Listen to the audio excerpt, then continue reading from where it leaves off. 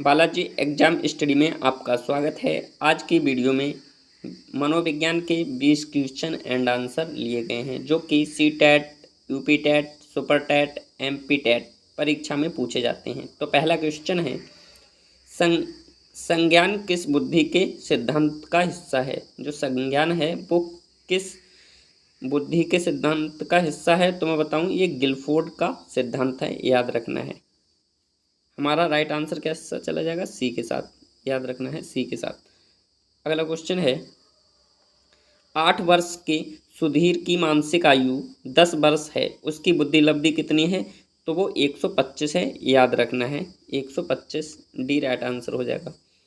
अगला क्वेश्चन है, संवेग का कौन सा सिद्धांत इस विचार को मानता है कि संवेगात्मक अनुभव संवेगात्मक व्यवहार पर आधारित है, तो जेम्स लैंग सिद्धांत, यानी कि पहला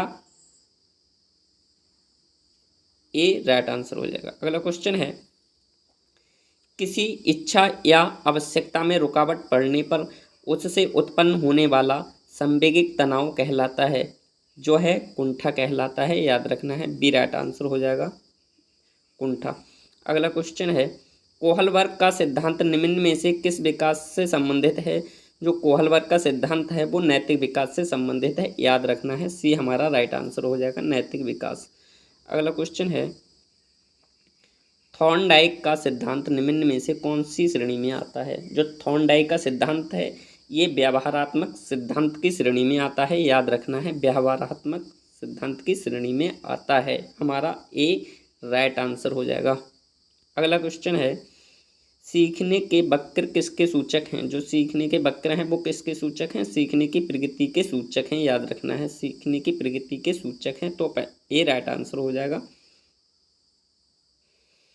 अगला क्वेश्चन है, व्यक्तित्व का सामाजिक अधिगम सिद्धांत किसने दिया था। जो व्यक्तित्व का सामाजिक अधिगम सिद्धांत किसने दिया था, तो ये बंडूरा और वाल्टर ने दिया था, यानी कि बंडूरा और वाल्टर, ए राइट आंसर हो जाएगा, याद रखना है ए राइट आंसर हो जाएगा। अगला क्वेश्चन है, मिरर ड्राइंग परीक्षण निम्न में से किसके मापन हेतु प्रयुक्त होता है। जो मिरर ड्राइंग परीक्षण है ये किसके मापन हेतु प्रयुक्त होता है, तो अधिगम के होता है, याद रखना है सी राइट आंसर हो जाएगा अधिगम। अगला क्वेश्चन है, केंद्रीय प्रवृत्ति का एक माप है। जो केंद्रीय प्रवृत्ति का एक माप है मध्य का होता है, याद रखना है मध्य का, तो हमारा बी राइट आंसर हो जाएगा मध्य का।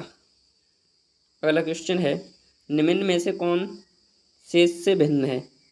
तो जो 16 PF है ये शेष से भिन्न है, याद रखना है 80 और क्लाउड पिक्चर टेस्ट और ड्रा ए मैन टेस्ट इनसे भिन्न है, याद रखना है 16 PF, तो हमारा बी राइट आंसर हो जाएगा, याद रखना है। अगला क्वेश्चन है, विकासात्मक कार्य के प्रत्यय के प्रतिपादक थे। विकासात्मक कार्य के प्रत्यय के प्रतिपादक थे हैवी घर्ष्ट थे, याद रखना है बी राइट आंसर हो जाएगा हैवी घर्ष्ट। अगला क्वेश्चन है, सृजनशीलता की पहचान हेतु किसने सृजनात्मक चिंतन परीक्षण का निर्माण किया। जो टोरेंस हैं इन्होंने सृजनशीलता की पहचान हेतु चिंतन परीक्षण का निर्माण किया, याद रखना है टोरेंस, तो हमारा बी राइट आंसर हो जाएगा टोरेंस। अगला क्वेश्चन है, अधिगम के प्राथमिक नियमों में से एक हैं। जो अधिगम के प्राथमिक नियमों में से एक हैं ये कौन है, प्रभाव का नियम, याद रखना है प्रभाव का नियम, तो बी हमारा राइट आंसर हो जाएगा प्रभाव का नियम। अगला क्वेश्चन है, निम्न में किसमें अन्वेषण के ऊर्ध्व उपागम का उपयोग किया जाता है।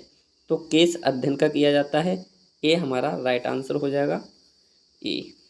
अगला क्वेश्चन है, जब व्यक्ति का एक परिस्थिति का अधिगम दूसरी परिस्थिति में उसके सीखने तथा निष्पादन को प्रभावित करता है तो उसे कहते हैं, क्या कहते हैं, अधिगम अंतरण कहते हैं, याद रखना है सी हमारा राइट आंसर हो जाएगा अधिगम अंतरण, सी राइट आंसर हो जाएगा अधिगम अंतरण। अगला क्वेश्चन है, जी बालस के अनुसार सृजनात्मक चिंतन का प्रथम चरण होता है। जी बालस के अनुसार सृजनात्मक चिंतन का प्रथम चरण होता है। जो उपक्रम है ये प्रथम चरण होता है, याद रखना है जी बालस के अनुसार। तो हमारा उपक्रम राइट आंसर हो जाएगा, डी राइट आंसर हो जाएगा। अगला क्वेश्चन है, तो अगला क्वेश्चन है, ने प्रत्यन व भूल के सिद्धांत का प्रतिपादन किया था। किसने किया था? तो जो थॉर्नडाइक हैं इन्होंने जो मूलभूत सिद्धांत के जो भूलने के नियम के प्रतिपादित किया था थॉर्नडाइक ने, याद रखना है थॉर्नडाइक ने, यानी कि सी राइट आंसर हो जाएगा। अगला क्वेश्चन है, व्यक्तित्व व्यक्ति के अंतर्गत उन मनोशारीरिक गुणों का गतिशील संगठन है जो पर्यावरण में उसके अपूर्व समायोजन को निर्धारित करते हैं। उक्त परिभाषा देने वाले हैं तो कौन है ये? G.W. आलपोर्ट हैं, याद रखना है G.W. Allport, G.W. आलपोर्ट, यानी कि सी हमारा राइट आंसर हो जाएगा। अगला क्वेश्चन है 20वां, सीखने में पलायन आधारित है। तो जो नकारात्मक पुनर्बलन है यह सीखने में पलायन आधारित है, नकारात्मक पुनर्बलन, याद रखना है। तो हमारा जो बी है राइट आंसर हो जाएगा, बी। और यहीं पर हमारी वीडियो क्लोज होती है। और मैं बताऊं फ्रेंड कि आपको हमारी वीडियो पसंद आई हो तो लाइक और सब्सक्राइब करें और बेल आइकन को प्रेस करें ताकि छोटी छोटी वीडियो की नोटिफिकेशन समय से पूर्व मिलती रहे। Thank you.